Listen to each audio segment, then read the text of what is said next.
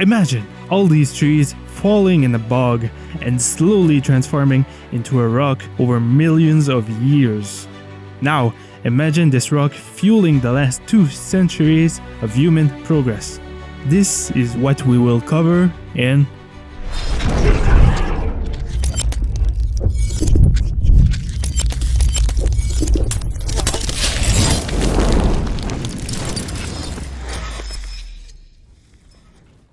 coal.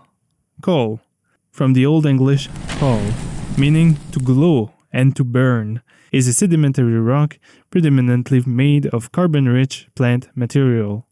Sedimentary rocks are rocks composed of sediments from erosion, weathering, marine or chemical precipitation, and subsequent compaction. Coal, in particular, is formed in association with sandstones, shales, and tinily bedded limestones. It can only form when dead plant material is quickly deprived of oxygen and buried, preventing the mix from decomposing. Its presence reveals much about its depositional history. This environment mostly consists of ancient vast areas of wetlands, bogs, and swamps, where stagnant waters are deprived of oxygen, which allow anaerobic bacteria to do their work slowly. This process concentrates the carbon and releases hydrogen and oxygen as volatile gases, slowly destroying the bacteria by the same gases they expel, leaving behind a mixture called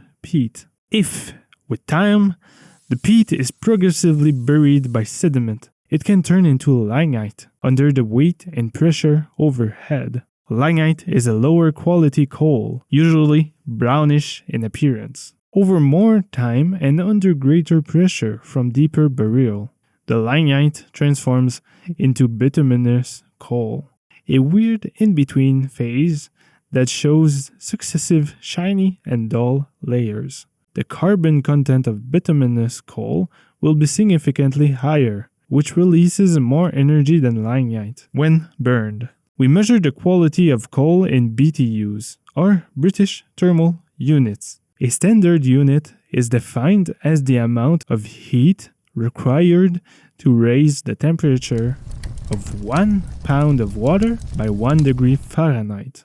As pressure and temperature increases during burial, not all organic matter undergoes the same transformations. In select early geological settings, a portion of the organic material is altered into bitumen, a highly viscous tar-like substance.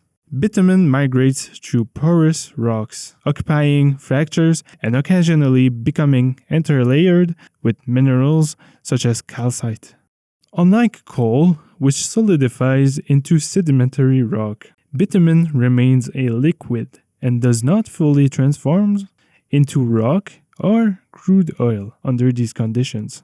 With bituminous coal, one last phase might occur. These layers can be subjected to the same pressures and temperatures as those experienced during the formation of mountains. We call this last coal anthracite. It is the highest quality coal you can find, as the carbon content is much higher than that of the other types of coal, and it is now considered a metamorphic rock. Across the northern hemisphere, coal is particularly found in Pennsylvanian age rocks. In North America, as you travel eastward, the metamorphism in the different geologic layers, and therefore the carbon content of the coal, increases. Hey folks, come and sit around. I have a story for you. As we continued to devour electricity like a bunch of drunken sailors, coal remained our anchor to a modern and productive life. Maybe there will be a time when we will set sail towards a different rock or mineral as our main energy source. But that day lingers like a storm on the distant and vast horizon. Even after more than a century of use, it remains the giant it is today because it is remarkable at carrying efficiently and consistently our energy. In a sense, it is nature In a sense, it is nature. AA battery. Hey folks. For more on everything about minerals, visit my channel, Mindex. Thank you for sticking to the end, and please do not forget to click the like and subscribe buttons. Peace out.